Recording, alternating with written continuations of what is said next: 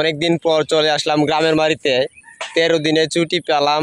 আমাদের অফিসের বসেরা 13 দিনের ছুটি দিচ্ছে আমাকে, কিন্তু 10-12 দিন 13 দিন ছুটি পাইছেন। আমার চোখ কি দেখে না কোনো ঘুম ঘুম ভাব, কারণ কালকে অনেক রাত হয়েছে আমার বাড়িতে ফিরতে।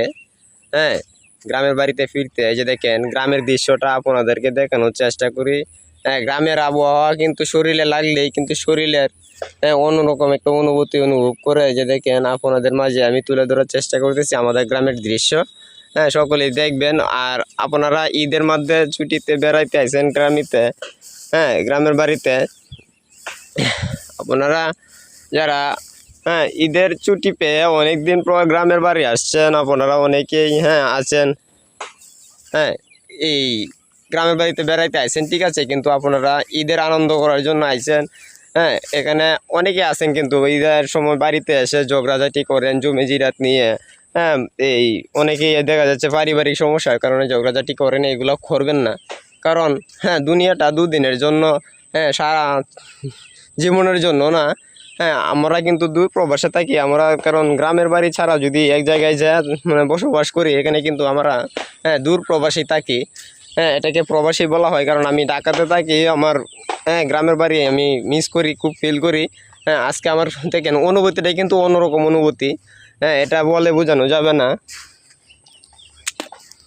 এই যে দেখেন গ্রামের যে একটা দৃশ্য, এটা বলা বাহুল্য, এটা আমি কোথাও পাবো না। আমি প্রায় 1 বছর পর আমি আমার গ্রামে আসলাম।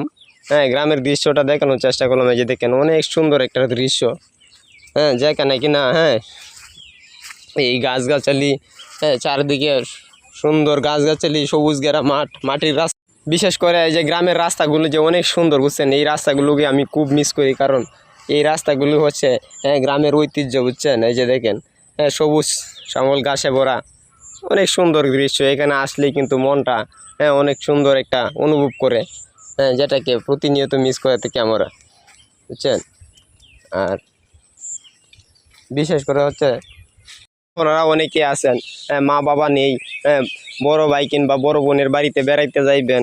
এখানে হয়তো আপনাদের একটু যাই ঝামেলা হবে, সহ্য করে থাকতে হবে, কারণ বিদেশ বাড়ি এখন কিন্তু থাকা যাবে না, কারণ সকলেই বলবে যে তোমার বাড়ি ঘর নেই, তুমি বাড়িতে গিয়ে গেলা না কিসের জন্য। এই যে দেখেন এই গ্রামের যে একটা দৃশ্য, এটা বলা বাহুল্য। এই যে দেখেন একটা জাম্বুরা গাছে জাম্বুরা ধরেছে।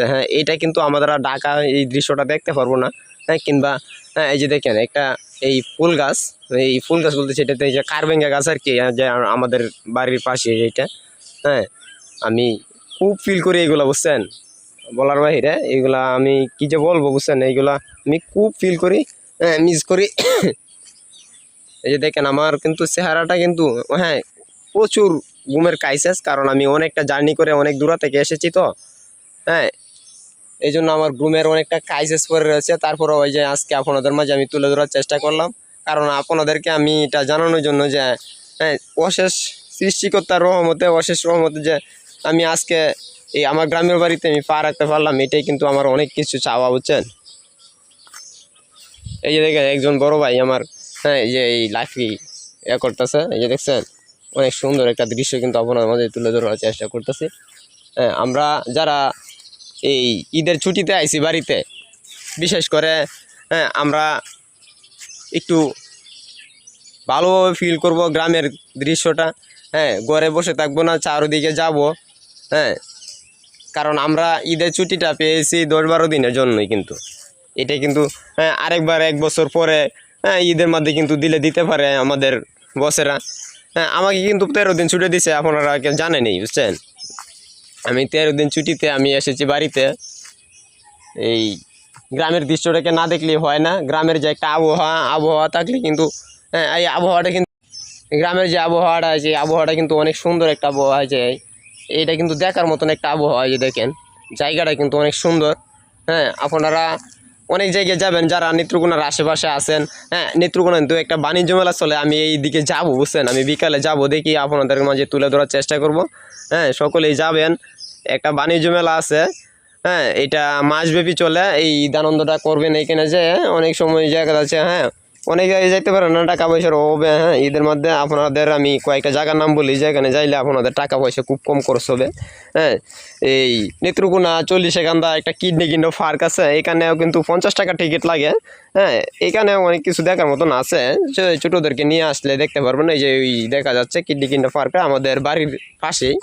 হ্যাঁ, আপনারা হয়তো বলতে পারেন যে আমাদের বাড়ির পাশে জিনিস আমি দেখাচ্ছি আপনাদের মাঝে। হ্যাঁ, এটা ভুল কথা। আমি আপনাদের মাঝে আমি আরও অনেক কিছু মানে তুলে ধরার চেষ্টা করবো। হ্যাঁ, যেগুলো আপনাদেরকে যে অনেক জায়গা আছে, এখানে গেলেই আপনাদের টাকা লাগবে না, আপনি অনেক সুন্দর একটা আবহাওয়া পাইবেন।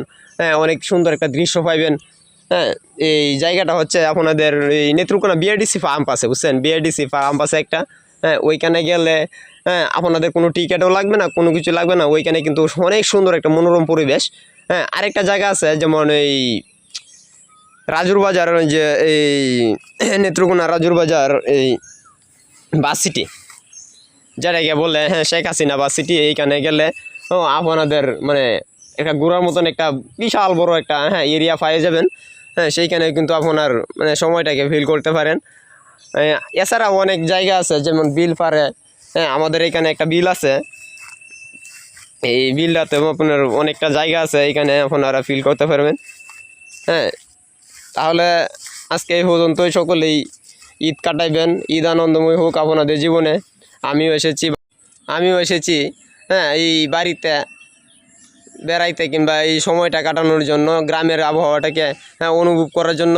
হ্যাঁ, আপনারা সকলেই ভালো থাকবেন। আগামীতে দেখা হবে, মানে পরবর্তী ভিডিওতে দেখা হবে আপনাদের সাথে যে কোনো এক সময়।